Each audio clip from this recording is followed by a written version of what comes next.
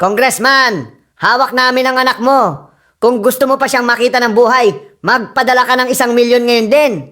Huwag ninyong saktan ang anak ko. Magwi-withdraw ako ng 2,000,000 ngayon din. Teka, 1,000,000 lang hinihingi ko. Para saan yung 1,000,000? Akin. Ha? Kickback ko yan, syempre. Hold up to! Akin ang pera mo! Hindi mo pwedeng gawin sa akin to. Bakit? Hindi mo ba ako kilala?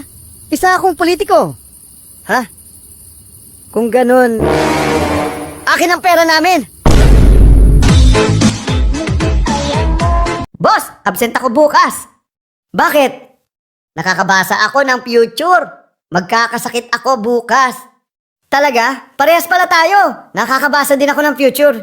Ganon ka rin? Anong nababasa mo sa future? Masisisante ka raw bukas. Ay, boss! Magaling na ako bukas.